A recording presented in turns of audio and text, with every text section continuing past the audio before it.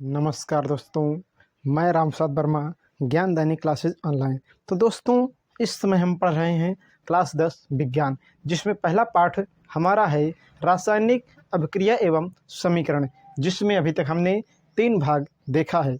ये हमारा चौथा भाग होगा। और दोस्तों, अगर आप हमारी बात मानते हैं तो आपको हम ये बात दिल से कह रहे हैं कि यह सबसे महत्वपूर्ण भाग है दोस्तों, और ये बोर्ड परीक्षा में आपके पूछे जाने वाला भाग है, क्योंकि यहीं से प्रश्न आता है दोस्तों, क्या होता है जब, कैसे प्राप्त करोगे। और ये ऐसा प्रश्न है जो अच्छे के हवा ख़राब कर देता है, होश उड़ा देता है दोस्तों। ये बहुत काम के प्रश्न हैं। अगर प्रश्न ये वाले आपको समझ में आ गए दोस्तों, तो आपको रसायन विज्ञान में कोई रोक नहीं सकता है अच्छे से अच्छे अंक प्राप्त करने में।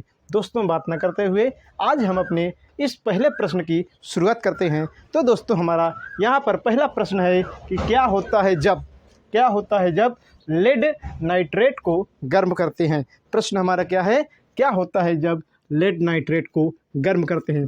दोस्तों, पहले हमें याद होना चाहिए लेड नाइट्रेट का सूत्र क्या है। तो देखिए दोस्तों, पहले लेड लिखेंगे, पी बी यहाँ पर होगा, उसके बाद NO3 मतलब नाइट्रेट कहते हैं। इसकी बैलेंसी दोस्तों 2 होती है। बैलेंसी कितनी होगी दोस्तों, 2 होती है। इसलिए आप इसमें यहाँ पे क्या करोगे, 2 लगा दोगे, नीचे 2 लगा देंगे। तो आपने लिख दिया यहाँ पर लेड नाइट्रेट। जब इसे आप गर्म करोगे तो दोस्तों, एक बात का खास ध्यान देना कि यहाँ पर बैलेंसी इसकी 2 होगी। कहने का मतलब है लेड नाइट्रेट के 2 अणु को गर्म करते हैं तो क्या होता है। तो दोस्तों, बनेगा आपका लेड ऑक्साइड बनेगा। क्या बनेगा, लेड ऑक्साइड बनेगा। साथ ही साथ, लेकिन लेड कितनी बार है दोस्तों, यहाँ पे 2 बार है। तो यहाँ पे आपको लिखना होगा 2। क्या लिखेंगे आप दोस्तों, 2 लेड ऑक्साइड प्लस नाइट्रोजन। यहाँ पे कितनी बार है दोस्तों, 2 बार है नाइट्रोजन। तो आप लिखेंगे, देखिए यहाँ पे नाइट्रोजन कितनी बार है, अगर इसी की नज़र से देखेंगे तो 2 बार है, लेकिन यहाँ 2 से गुणा हुआ है, इसलिए लिखेंगे 4 बार है। तो 4NO2 नाइट्रोजन डाइऑक्साइड ये बना। अब क्या क्या बचा है यहाँ पे दोस्तों, देखिए ऑक्सीजन अभी बचे हुए हैं, क्योंकि 3 दूनी 6 और 6 दूना 12 ऑक्सीजन। यहाँ पर दोस्तों कितने हुए हैं, यहाँ पर 4 दूनी 8, 8 2 10 ऑक्सीजन का प्रयोग हुआ है। तो बच्चा क्या है, यहाँ पे O2 बचा हुआ है। जिसको नहीं समझ में आया, टेंशन लेने की कोई ज़रूरत नहीं है, फिर से आपको समझाएंगे, तब तक समझाएंगे जब तक कि आपको समझ में नहीं आएगा। देखिए दोस्तों, यहाँ पे लिखा गया है 2PbNO3 होल ट्वाइस केवल यहाँ से लेकर यहाँ तक लगा हुआ है। तो दोस्तों देखिए, आप लेड नाइट्रेट को गर्म करोगे, जब लेड नाइट्रेट के 2 अणु को आप गर्म करोगे तो बनेगा लेड ऑक्साइड का 2 अणु। क्या बनेगा, लेड ऑक्साइड का 2 अणु बनेगा। साथ ही साथ नाइट्रोजन डाइऑक्साइड बनेगी। क्या बनेगी, नाइट्रोजन डाइऑक्साइड गैस बनेगी, और ऑक्सीजन गैस बन करके बाहर जाएगी। प्रश्न यहाँ पे समझ में नहीं आया होगा। देखिए दोस्तों, Pb यहाँ पे कई बार है, यहाँ पे देखिए 2 बार है, आपने 2 बार लिख लिया। ऑक्सीजन यहाँ पे कितनी बार है, यहाँ पे टोटल है, देखिए 3 दूनी 6, 6 दूना 12। तो ऑक्सीजन यहाँ पे 12 बार है, लेकिन आपने 12 में से 2 को निकाल लिया है। अब यहाँ पे नाइट्रोजन कितनी बार है, नाइट्रोजन यहाँ पे 2 बार है। देखिए दोस्तों, यहाँ पे 2 हो गए, लेकिन यहाँ पे क्या है, होल ट्वाइस लगा है, मतलब 4 बार हो गए, तो 4N आपने लिख दिया है। उसके बाद ऑक्सीजन यहाँ 12 था, 12 में से आपने 2 निकाल दिया है। बच्चे कितने यहाँ पे हैं, यहाँ पे बचे दोस्तों हैं 10, 10 में आपने 2 का प्रयोग कर लिया दोस्तों। 10 में से आपने 4 दूना 8, मतलब 4 दूना 8, 8 ऑक्सीजन को आपने निकाल लिया, तो बचे 2, तो 2 ऑक्सीजन आपने यहाँ पर लगा दिया। तो हमारा इस प्रकार पहला प्रश्न यहाँ पर कंप्लीट होता है, क्या होता है जब लेड नाइट्रेट को गर्म करते हैं। ये दोस्तों हमारा पहला प्रश्न था। आइए अब हम बात करते हैं दूसरे महत्वपूर्ण प्रश्न की, कि दूसरा हमारा महत्वपूर्ण प्रश्न क्या है। तो दोस्तों, दूसरा हमारा जो महत्वपूर्ण प्रश्न है वह है, क्या होता है जब जिंक के या दानेदार जिंक से दानेदार जिंक की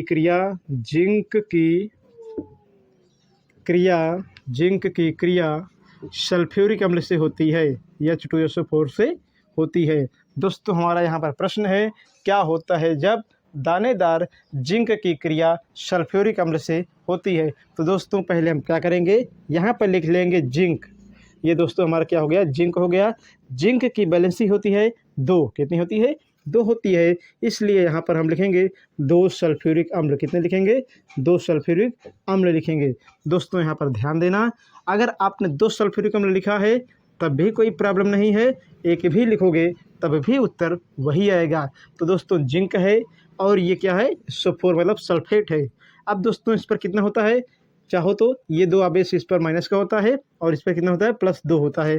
तो ये मतलब ये दोनों मिलेगा और ये दोनों मिल करके बना लेगा आपका जिंक सल्फेट। क्या बनाएगा, ZnSO4, ZnSO4 बना लेगा, प्लस H2 गैस बाहर चली जाएगी। क्या होगा, H2 गैस बाहर जाएगी। तो दोस्तों हमारा प्रश्न यहाँ पर ये होता है कि क्या होता है जब दानेदार जिंक की क्रिया सल्फ्यूरिक अम्ल से होती है। तो आप कहोगे जब जिंक की क्रिया सल्फ्यूरिक अम्ल से कराते हैं तो जिंक सल्फेट बनता है, साथ ही साथ हाइड्रोजन गैस बाहर चली जाती है। तो दोस्तों हमने इस प्रश्न को देखा।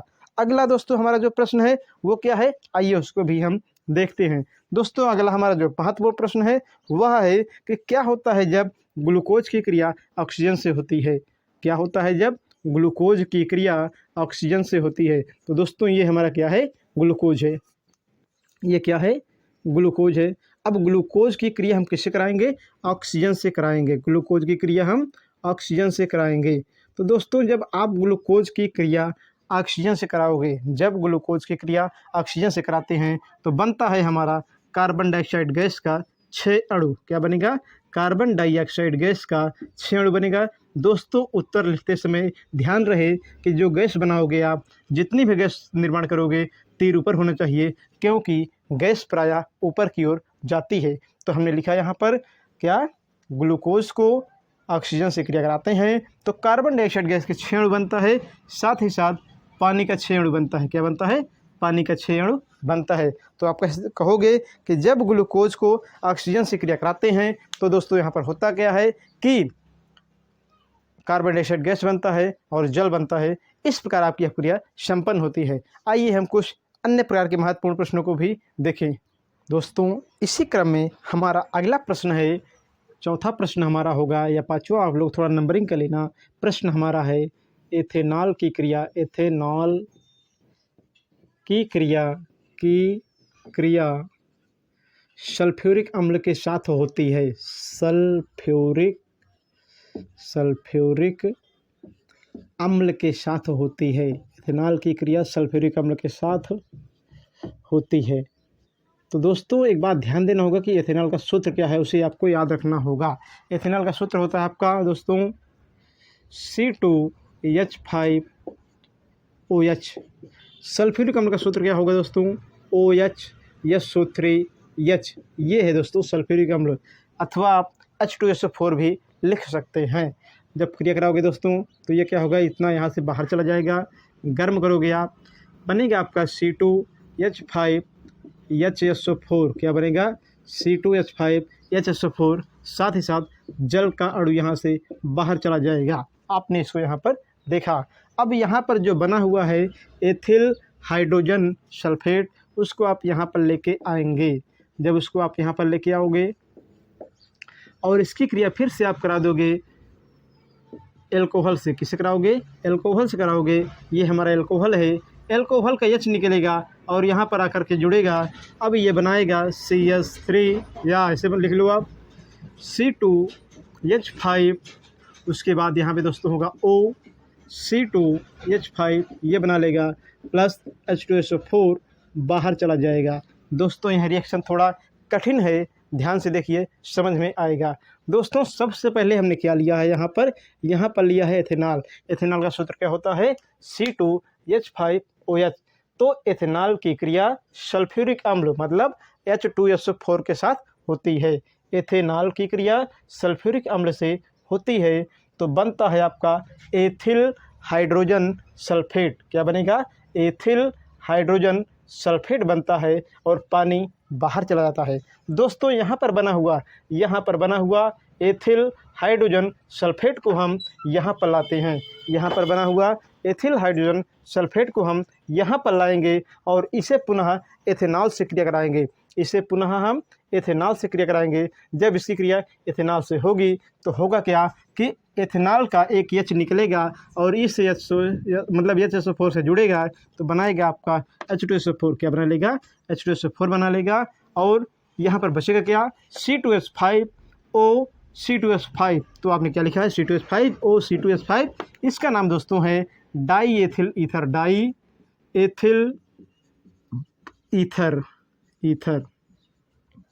दोस्तों हिंदी में परिभाषा कैसे लिखोगे आप कि जब एथिल एल्कोहल को या एथेनॉल को सल्फ्यूरिक अम्ल से क्रिया कराते हैं तो बनता है एथिल हाइड्रोजन सल्फेट, पानी बाहर चला जाता है। अब एथिल हाइड्रोजन सल्फेट को यहाँ लाते हैं और एथिल अल्कोहल अथवा एथेनॉल से क्रिया कराते हैं, बनता है डाई एथिल ईथर और SO4 मतलब सल्फ्यूरिक अम्ल बाहर चला जाता है। तो दोस्तों हमने इसको देखा। अब आइए हम देखते हैं कि इसी क्रम में अगला महत्वपूर्ण प्रश्न कौन सा है। दोस्तों इसी क्रम में हमारा जो अगला महत्वपूर्ण प्रश्न है वह है सोडियम हाइड्रोक्साइड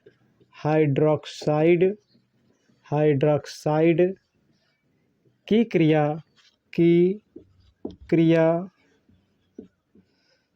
हाइड्रोक्लोरिक अम्ल से होती है, हाइड्रोक्लोरिक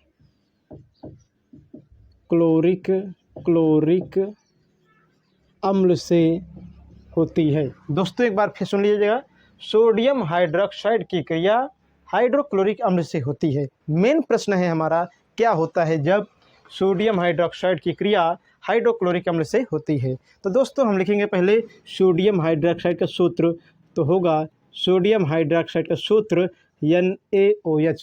दोस्तों क्या होगा, सोडियम हाइड्रोक्साइड का सूत्र होगा यहाँ पर NaOH और हाइड्रोक्लोरिक अम्ल का जो सूत्र होगा वो होगा HCl। क्या होगा दोस्तों, HCl। तो ये हमारा है सोडियम हाइड्रोक्साइड और ये है हाइड्रोक्लोरिक अम्ल।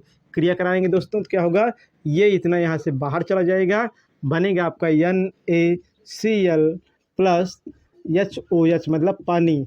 तो कहोगे दोस्तों जब हम सोडियम हाइड्रोक्साइड को हाइड्रोक्लोरिक अम्ल से क्रिया कराते हैं तो सोडियम क्लोराइड बनता है। क्या बनता है, सोडियम क्लोराइड बनता है और पानी बाहर चला जाता है। इस प्रकार हमने इस रिएक्शन को देखा। और दोस्तों इस रिएक्शन का एक नया नाम है उदासीनीकरण अपक्रिया। कभी कभी हमारा प्रश्न दोस्तों यहाँ पर ये आता है उदासीनीकरण अपक्रिया क्या है, इस पर संक्षेप में लेख लिखिए। तो आप कहोगे कि जब हम सोडियम हाइड्रोक्साइड की क्रिया सल्फ्यूरिक अम्ल से कराते हैं तो क्या बनता है, सोडियम क्लोराइड बनता है और जल बाहर चला जाता है। इसे हम उदासीनीकरण अभिक्रिया कहते हैं। दोस्तों इसी क्रम में हमारा जो अगला प्रश्न है आइए उसे हम देखते हैं। एथेनोइक अम्ल की क्रिया सोडियम कार्बोनेट से होती है, ये हमारा प्रश्न है दोस्तों। तो प्रश्न क्या है, एथेनोइक अम्ल की क्रिया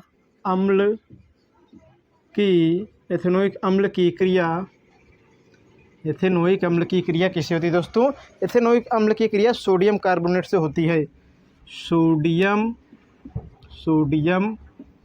कार्बोनेट से होती है, कार्बोनेट से होती है। तो दोस्तों फिर से सुन लीजिएगा प्रश्न, एथेनोइक अम्ल की क्रिया सोडियम कार्बोनेट से होती है। हमारा प्रश्न है क्या होता है जब एथेनोइक अम्ल की क्रिया सोडियम कार्बोनेट से होती है। तो एथेनोइक अम्ल का सूत्र क्या होगा, CH3COOH। सोडियम कार्बोनेट का सूत्र क्या होगा, तो दोस्तों सोडियम कार्बोनेट का सूत्र होगा आपका Na2CO3। ये है सोडियम कार्बोनेट और ये है एथेनोइक अम्ल। तो एथेनोइक अम्ल के हमने 2 अणु लिया है और यहाँ क्या है, सोडियम कार्बोनेट है। एथेनोइक अम्ल के हमने यहाँ पे 2 अणु लिया है और ये क्या है, सोडियम कार्बोनेट है। इसकी जब हम क्रिया कराएंगे दोस्तों तो क्या होगा आपका कि यहाँ से Na2 जो CO3 है उसमें आपका विखंडन होगा और विखंडन होने के बाद आपका बनाएगा सोडियम एस्टेट बनाएगा। कहने का मतलब है इतने भाग को बाहर निकालेंगे, यहाँ से लेकर यहाँ तक के भाग को हम क्या करेंगे, बाहर निकालेंगे। तो लिखेंगे 2CHCOO। फिर सुनिएगा दोस्तों, इतना भाग को हमने बाहर कर लिया है तो क्या है 2CH3COO, इतने को हमने बाहर निकाल लिया। 2 Na है यहाँ पे, चाहे 2 Na लिखो चाहे Na2 कर दो, तो लिखेंगे आप Na। आपका Na 2 Na हो गया। तो सोडियम एसीटेट, इसका क्या नाम है दोस्तों, सोडियम एसीटेट लिख देंगे आप, सोडियम एसीटेट ये हो गया। प्लस अब बचा क्या है दोस्तों, ध्यान से देखिएगा, बचा है आपका CO3 और क्या बचा है आपका H बचा हुआ है, H है और क्या है CO3 है दोस्तों। तो अगर CO3 में से हम एक ऑक्सीजन को निकाल दें, CO3 में से हम एक ऑक्सीजन को निकाल दें तो बनेगा आपका CO2 और यहाँ पर 2 H है इसलिए H2O बन जाएगा। तो इस प्रकार से हमने देखा दोस्तों जो हमारा प्रश्न था कि एथेनोइक अम्ल की क्रिया सोडियम कार्बोनेट से होती है। तो आप कहोगे जब एथेनोइक अम्ल की क्रिया सोडियम कार्बोनेट से होती है तो बनता है सोडियम एसीटेट। क्या बनता है? सोडियम एसीटेट बनता है और कार्बन डाइऑक्साइड गैस तथा जल बाहर चला जाता है। कार्बन डाइऑक्साइड गैस और जल बाहर चला जाता है। दोस्तों आइए एक प्रश्न हम इसी क्रम में और देखते हैं जो हमारा महत्वपूर्ण प्रश्न है, और वह हमारा प्रश्न है क्या होता है जब गंधक अम्ल की क्रिया सल्फ्यूरिक अम्ल से होती है। या ऐसे हमारा प्रश्न है कॉपर की क्रिया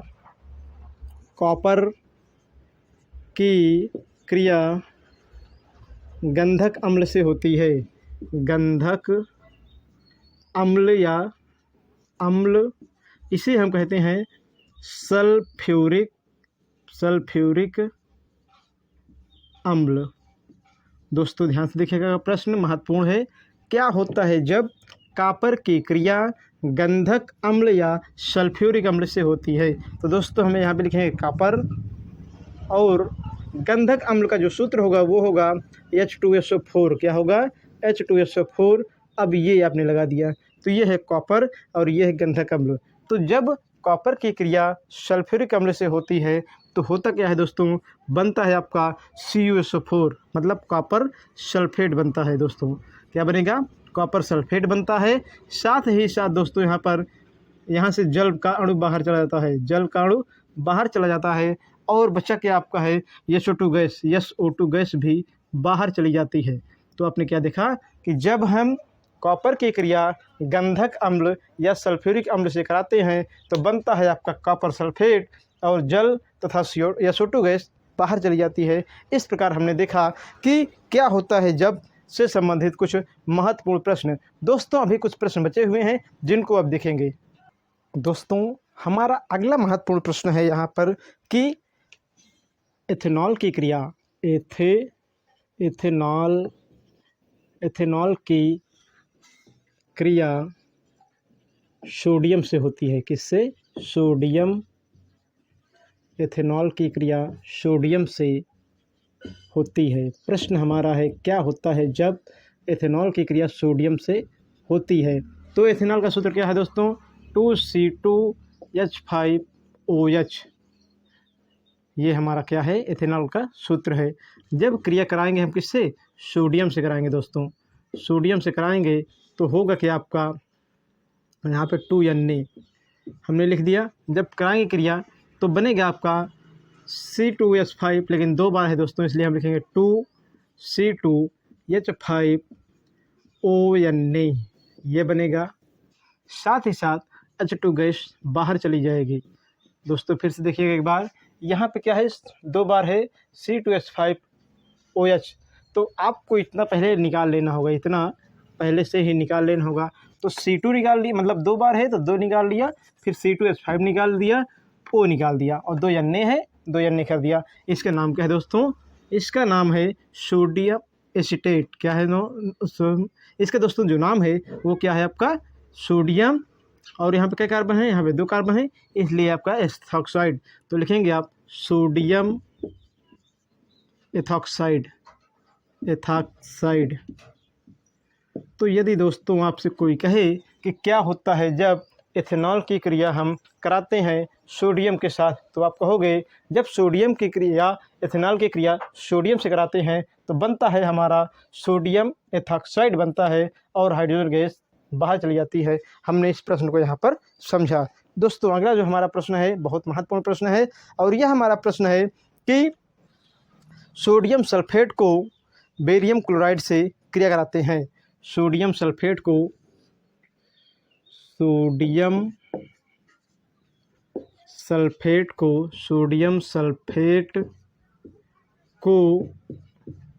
बेरियम क्लोराइड से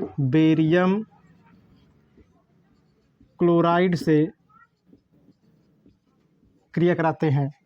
दोस्तों हमारा प्रश्न है क्या होता है जब सोडियम सल्फेट को बेरियम क्लोराइड से क्रिया कराते हैं? दोस्तों सोडियम सल्फेट का सूत्र हमें मालूम होना चाहिए। तो दोस्तों सोडियम सल्फेट का सूत्र होगा Na2SO4। इसकी क्रिया हम कराएंगे बेरियम क्लोराइड BaCl2 से कराएंगे। फिर से सुन लीजिए दोस्तों, ये हमारा है सोडियम सल्फेट, ये है बेरियम क्लोराइड। तो प्रश्न हमारा है क्या होता है जब सोडियम सल्फेट की क्रिया बेरियम क्लोराइड से कराते हैं। तो दोस्तों यहाँ पर होगा क्या कि ये हमारा सोडियम सल्फेट और ये बेरियम क्लोराइड है। अब ये इस पर प्लस का आवेश होता है और इस पर माइनस का आवेश होता है। उसी प्रकार इस पर प्लस का आवेश और यहाँ पर माइनस का आवेश होता है। तो बनाता है दोस्तों ये हमारा Na के बार है, यहाँ पे 2 बार है, इसलिए हम लिखेंगे 2Na। क्या लिखेंगे? 2Na। उसके बाद Cl कितनी बार है? 2 बार है, तो ये हो गया 2NaCl। साथ ही साथ और क्या बनेगा? BaSO4 बनेगा, BaSO4 बनेगा। तो दोस्तों आपने क्या देखा कि ये हमारा है सोडियम सल्फेट, क्रिया कराया गया बेरियम क्लोराइड से। तो क्या हुआ दोस्तों? बना हमारा सोडियम क्लोराइड और बना आपका यहाँ पर बेरियम सल्फेट। तो हमने इस प्रकार से इसको देखा, ये हमारा महत्वपूर्ण प्रश्न था। दोस्तों हमारा अगला प्रश्न है एल्युमिनियम की क्रिया हाइड्रोक्लोरिक अम्ल से होती है। एल्युमिनियम की क्रिया हाइड्रोक्लोरिक अम्ल से होती है। एल्युमिनियम की क्रिया हाइड्रोक्लोरिक अम्ल से होती है। ये हमारा दोस्तों महत्वपूर्ण प्रश्न है। अब एल्युमिनियम को हम लिखेंगे Al। ये हमारा एल्युमिनियम है, हमने लिख दिया यहाँ पर एल्युमिनियम को यहाँ पे कितना अणु लेंगे दोस्तों? यहाँ पे 2 अणु लेंगे। पहले यहाँ पर देखते हैं एल्युमिनियम की बैलेंसी कितनी होती है, तो 3 होती है। अब यहाँ पर जब 2 अणु लेंगे तो बैलेंसी 3 होती है, इसलिए यहाँ पे 6 लिखेंगे हम। क्या? हाइड्रोक्लोरिक अम्ल के अणु। हाइड्रोक्लोरिक अम्ल के कितने अणु लिखेंगे हम? यहाँ पर 6 अणु लिखेंगे। तो दोस्तों क्या बनेगा आपका? बनेगा 2AlCl3 दोस्तों, 2AlCl3 बनेगा। और H कितनी बार है दोस्तों? यहाँ पे 6 बार है, तो 3H2 यहाँ से बाहर चले जाएंगे। ये हो गया। तो आप कहोगे कि जब एल्युमिनियम की क्रिया हाइड्रोक्लोरिक अम्ल से होती है तो बनता है आपका एल्युमिनियम क्लोराइड और हाइड्रोजन गैस। प्रश्न कैसे आएगा दोस्तों आपका? क्या होता है जब एल्युमिनियम की क्रिया हाइड्रोक्लोरिक अम्ल से होती है? उत्तर में आप लिखोगे एल्युमिनियम क्लोराइड बनता है और हाइड्रोजन गैस बाहर जाती है। दोस्तों एक बार इसको फिर से देखते हैं। सोडियम सल्फेट को बेरियम क्लोराइड से क्रिया कराते हैं। तो सोडियम सल्फेट हमारा ये है, बेरियम क्लोराइड दोस्तों यहाँ पर ये है। जब क्रिया होती है तो बनता है आपका बेरियम सल्फेट और सोडियम क्लोराइड बनता है। हमने इस महत्वपूर्ण प्रश्न को समझा। आइए देखते हैं अगले प्रश्न को। दोस्तों हमारा अगला प्रश्न है बेरियम हाइड्रोक्साइड की क्रिया हाइड्रोजन ब्रोमाइड से होती है। बेरियम हाइड्रोक्साइड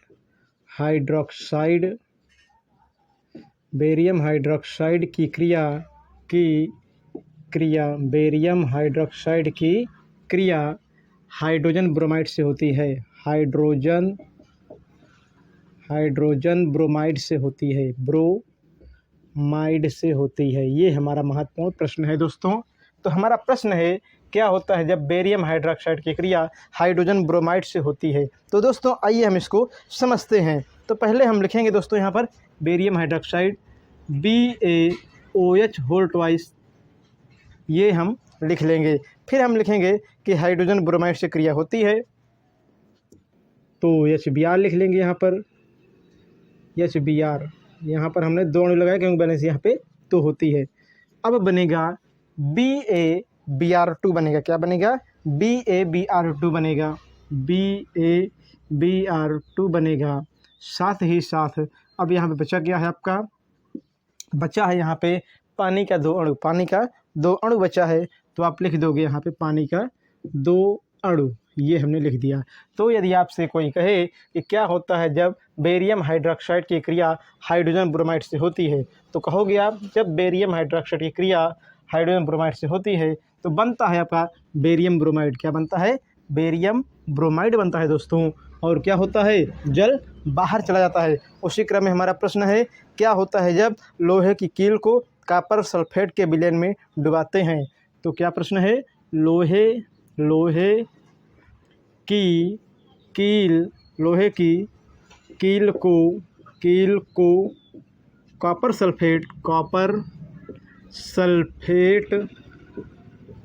सल्फेट के विलयन में डुबाते हैं। तो प्रश्न हमारा ये है, क्या होता है जब लोहे की कील को कॉपर सल्फेट के विलयन में डुबाते हैं? तो दोस्तों लोहे का सूत्र क्या होगा आपका, Fe होगा। और कॉपर सल्फेट का क्या प्रश्न मतलब समीकरण होगा, यह CuSO4 होगा। दोस्तों देखते ही आपको लगा होगा कि यह विस्थापन अपक्रिया का उदाहरण है। देखते ही क्या लगा है आपको, विस्थापन अपक्रिया का उदाहरण है। तो ये क्या करेगा, ये कॉपर को मतलब जो ये आपका लोहा है, लोहा क्या करेगा, कॉपर को यहाँ से हटा देगा। लोहा क्या करेगा, यहाँ पर कॉपर को हटा देगा और खुद इसके स्थान पर आ जाएगा। तो बनेगा आपका FeSO4, उसके बाद Cu बाहर चला जाएगा। तो आप कहोगे परिभाषा के रूप में, ये ध्यान देना अवक्षेप है मतलब नीचे की ओर बैठता है।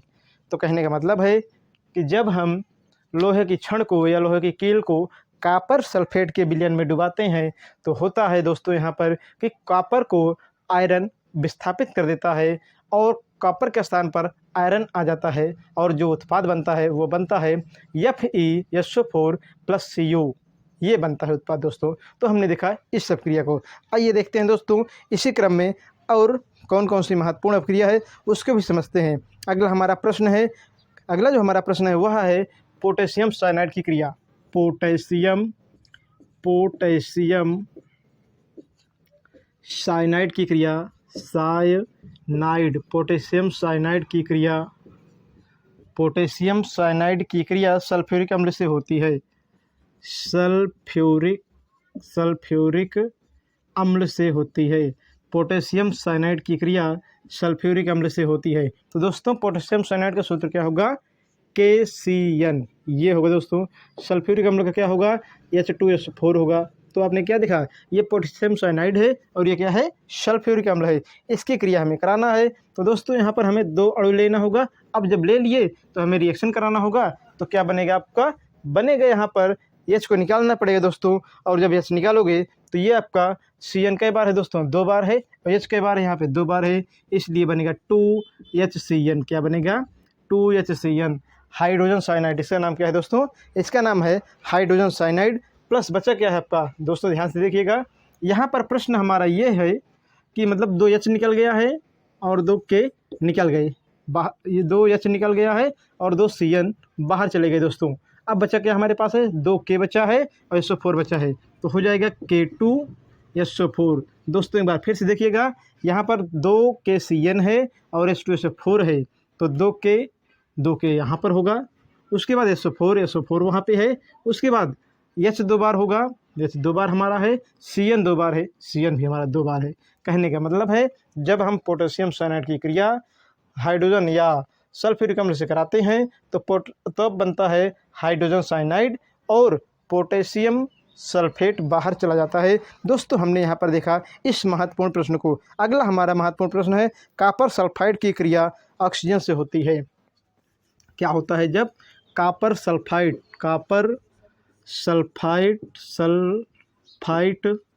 क्या होता है जब कॉपर सल्फाइड की क्रिया ऑक्सीजन से होती है, ऑक्सीजन से होती है। तो आप कहोगे कॉपर सल्फाइड का सूत्र क्या होता है, Cu2S। क्या होता है आपका, Cu2S। लेकिन ध्यान देना दोस्तों, Cu2 इसके मतलब कॉपर सल्फाइड के 2 अणु होते हैं, इसकी क्रिया ऑक्सीजन से होगी, ऑक्सीजन का यहाँ पर 3 अणु होगा। तो दोस्तों हमारा प्रश्न क्या है, हमारा प्रश्न है कॉपर सल्फाइड की क्रिया ऑक्सीजन से होती है। जब कॉपर सल्फाइड की क्रिया ऑक्सीजन से होगी दोस्तों तो जो हमारा प्रोडक्ट है वो बनेगा आपका कॉपर ऑक्साइड। क्या बनेगा, कॉपर ऑक्साइड बनेगा, साथ ही साथ SO2 गैस बाहर जाएगी। तो बनेगा आपको दोस्तों 2Cu2O। ये क्या है दोस्तों, ये है कॉपर ऑक्साइड। ये क्या है आपका दोस्तों, कॉपर ऑक्साइड है। प्लस अब बचा क्या हुआ है, यहाँ पे S 2 बार है, इसलिए लिखेंगे हम 2SO2। ये क्या है, 2SO2 मतलब सल्फर डाइऑक्साइड गैस। तो आप कहोगे कि जब कॉपर सल्फाइड की क्रिया ऑक्सीजन से होती है दोस्तों तो बनता है कॉपर ऑक्साइड और बनता है आपका SO2 मतलब यहाँ पर बनेगा सल्फर डाइऑक्साइड गैस। दोस्तों हमने इस प्रश्न को देखा।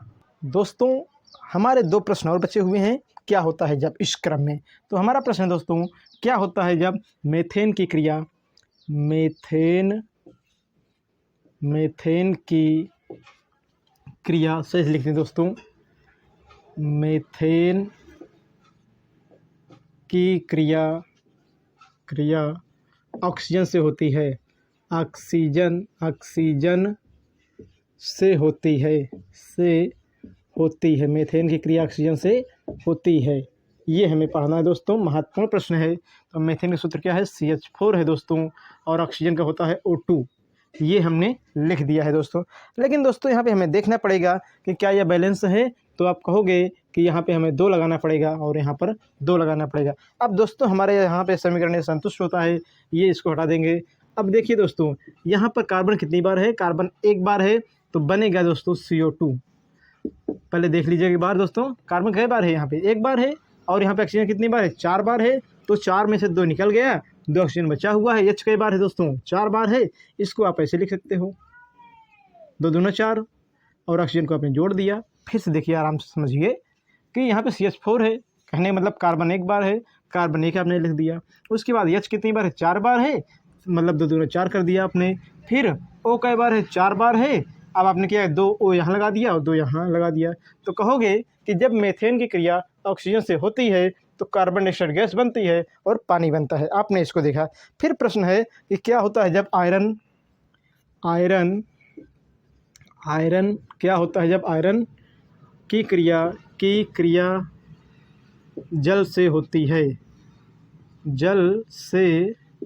है, क्या होता है जब आयरन की क्रिया जल से होती है।